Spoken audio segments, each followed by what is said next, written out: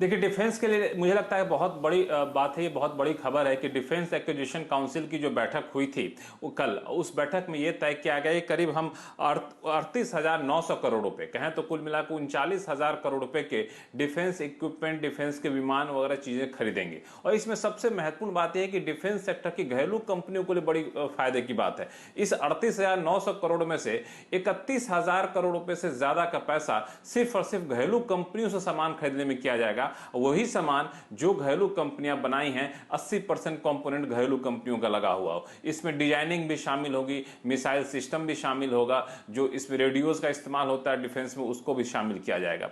दूसरा इसमें यह किया गया है कि एचएएल के जरिए 10,000 करोड़ रुपए से ज्यादा लेकर लगा करके 12 सुखोई विमान खरीदे जाएंगे और रसिया से करीब 7,418 करोड़ रुपए लगा करके 21 मिग-29 विमान खरीदे जाएंगे। तो डिफेंस सेक्टर के लिए मुझे लगता है एक बड़ी खबर कल की बैठक से निकल कर आई है। रेलवे में आपने पूछा, तो रेलवे में सरकार की कोशिश है कि जल्द से जल्द प्राइवेटाइजेशन किया जाए रेलवे के ट्रेनों का। तो 109 ट्रेनों की पहचान की गई है, 109 नई ट्रेनें चलाई जाएंगी जो प्राइवेट कंपनियां चलाएंगी। प्राइवेट कंपनियों के लिए ऐसे 150 ट्रेनें नई इंट्रोड्यूस की जाएंगी और खास बात है कि ये ट्रेनें भारतीय कंपनियों में बनी होनी चाहिए, ये भी खास बात है। और इन प्राइवेट कंपनियों को आपको 35 साल का कंसेशन पीरियड दिया जाएगा कि वो एक मामूली सा प्रॉफिट शेयर करें और जो फिक्स चार्जेस हैं वो दें और उसके बाद फिर पूरे प्रॉफिट में शेयरिंग का फॉर्मूला होगा। तो मुझे लगता है रेलवे के लिए भी एक बड़ी खबर, जहां सरकार तेजी से निजीकरण की तरफ बढ़ रही है।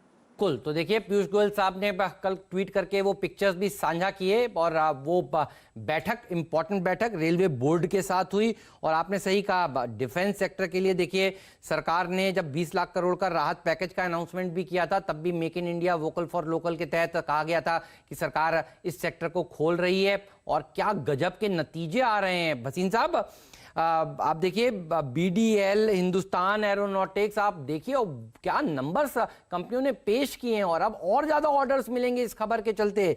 डिफेंस में टॉप 2 स्टॉक्स, रेलवे में टॉप 2 स्टॉक्स और पीएसयूज में अगर आपको कोई एक या 2 कंपनियां पसंद हो तो बताइए, क्योंकि खबरें दरअसल बहुत पॉजिटिव निकल कर आ रही हैं इन तमाम सेक्टर्स के लिए। हाँ बिल्कुल Hemant ji, that's what I am saying, you are missing the woods for the trees. देखिए, सबसे हेटेड सेक्टर या हेटेड स्टॉक्स क्या थे? पीएसयूज। सही है। और मैं आपको 5 शेयर कहता हूं, दोनों का मिक्स, जिन्होंने आउट परफॉर्म किया है। 21-22 रुपए वाला आईडीबीआई 48 रुपए में आज भी सर्किट में लगा हुआ है। बीएचईएल आपके यहाँ 23 रुपए में कहा, आज 38.5 का भाव है। बीईएल 65 रुपए वाला आज 90-95 बिक गया और बीएल के नंबर्स बेस्ट एवर आए। साथ में मैं यहाँ 2 नाम आपने कहे तो बीईएल और एलएनटी, ये दोनों डिफेंस में बहुत दिग्गज नाम है और इनको लायन शेयर मिलेगा। पीएसयूज में आपने जो पूछा तो मैं आपको फिर कहता हूं, गेल एंड सेल बोथ। सेल ने आज रिकॉर्ड प्रोडक्शन दी है आपको स्टील की, विच इज टेलिंग यू के एट अ टाइम जब स्लो डाउन है, रिकॉर्ड प्रोडक्शन आने का मतलब है कि the plants are up and running और कंजम्पशन हो रही है। और गेल, जहां पे आपको हाईएस्ट एवर मार्जिन दिखेगा on the petchem business, which is a side business, and gas distribution is doing extremely well. So I am very optimistic on GAIL and SAIL at these prices. इनमें cell गेल में तो 5% dividend yield है। तीसरा आपने पूछा कि तीसरा आप रेलवे सर, रेलवे में मैंने पूछा आपसे। रेलवे में आपने बहुत बढ़िया बात की। See, rail privatization globally will be a very big event. It will add to your GDP. It will see your credit rating going up.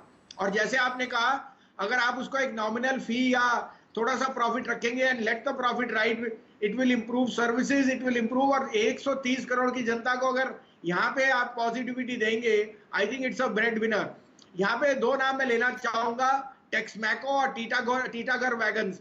ये इंडियन प्लेस हैं और they are more related to rail, या हर बारी rail budget में चलते हैं। लेकिन अगर हम रेलवे को थीम बनाएं और उसमें भागीदारी बेचने का करें, I think these 2 stocks can do extremely well. शानदार सर। तो टेक्समैको, टीटागढ़ नीरज की टीम में कल भी शामिल थे, आज भी देखिए ये 12% बढ़े इसलिए थे क्योंकि कल टीम में थे और ये खबर आई थी। तो आज भी अच्छा प्रदर्शन दिखाएंगे ये स्टॉक्स और आगे चलकर भसीन साहब समझिए इसके ऊपर बुलिश हैं। आपने भसीन साहब आईडीबीआई बैंक की बात करी अपनी टिप्पणी में, इसका पूरा श्रेय लक्ष्मण रॉय को जाता है। किसी को नहीं पता था कि एक ड्राफ्ट नोट दिल्ली में तैयार हो रहा है और सब लोग डिनायल मोड में थे आईडीबीआई बैंक के ऊपर। लक्ष्मण जी ने जैसे ही कहा कि देखिए सरकार इसके ऊपर एक कैबिनेट नोट तैयार कर रही है, सर्किट टू सर्किट चलता हुआ नजर आया। और मुझे याद है आपने भी कहा था कि इस स्टॉक को खरीद लेना चाहिए। तो आप दोनों को एक बार फिर से बधाई। और एक बार डॉक्टर साहब चार्ट दिखा दीजिएगा आईडीबीआई बैंक का। आईडीबीआई बैंक पिछले 7 दिनों से बुधवार से लगातार मेरी टीम में रहा है और हम ऑफ एंड ऑन इस स्टॉक की बात कर रहे हैं क्योंकि इसकी बात काफी हो चुकी है।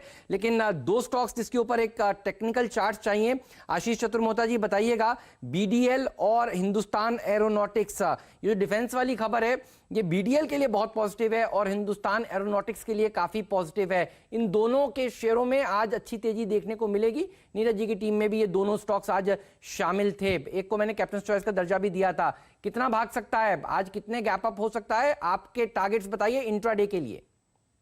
बिल्कुल, तो देखिए परसों हमने कल भी शायद इसमें बात की थी, एक जबरदस्त वॉल्यूम गेनर ये स्टॉक रहा। परसों के सेशन में करीब 60 लाख शेयर्स के अंदर ट्रेड हुए। उसके बाद 2 दिन एक साइडवेज ट्रेंड में पड़ा रहा और मेरे हिसाब से अब इसने 324 पर एक बहुत अच्छा बेस ये स्टॉक बना चुका है। इसके मंथली चार्ट्स को जब मैं देखता हूं तो जो इमीडिएट अपसाइड मुझे लगती है वो सबसे पहले लगती है 380 की, और मुझे नहीं लगता ये स्टॉक 380 पे रुकेगा। 380 पहला इसका एक माइलस्टोन टारगेट होगा जिसको ये हिट करने की कोशिश करेगा। 380 के बाद मुझे लगता है इसकी जो सीधे जगह बनेगी वो बनेगी 415 रुपए के आसपास। तो 2 टारगेट्स मैं इसके अंदर रिकमेंड करूंगा, पहला 380 और दूसरा 415। और इसको प्ले करने के लिए मेरे हिसाब से जो आइडियल स्टॉप लॉस होना चाहिए वो होना चाहिए 320 से 324 की रेंज के अंदर में।